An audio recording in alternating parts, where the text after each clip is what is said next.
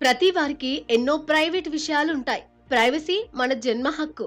Cyber నేరాల్ని control చేసే రీజన్‌తో VPN కంపెనీలు మన ప్రైవేట్ డేటాని వాళ్ళ సర్వర్‌లలో దాచి ఉంచాలనడం ఓ కోణంలో కరెక్టే కావచ్చు. కానీ వీపీఎన్ వాడిన పౌరుడికి ప్రైవసీ లభించని పరిస్థితి మాత్రం బాధాకరమే.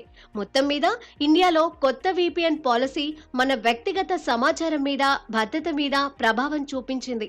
అదే విదేశాలలో పరిస్థితులు ఇలా లేవు.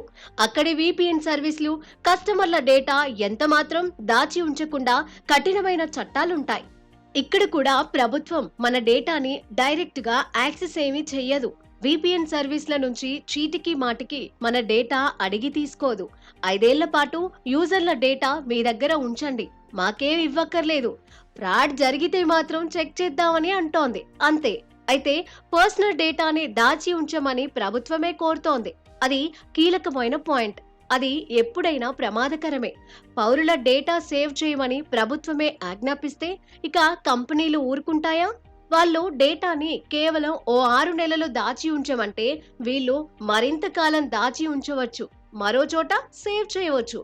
6 నెలలు చాలు, 5 ఏళ్లు చాలు అని రూల్స్ ఉన్నాయి. కానీ ఆ టైం దాటాక కూడా వాళ్ళు మన డేటా దాచరని గ్యారెంటీ ఏముంది? టైం పీరియడ్ అయిన తర్వాత కరెక్ట్ గా మన డేటాని వాళ్ళు డిలీట్ చేశారో లేదో ఎవడికి తెలుసు? ఇక్కడే ఉంది ప్రమాదం.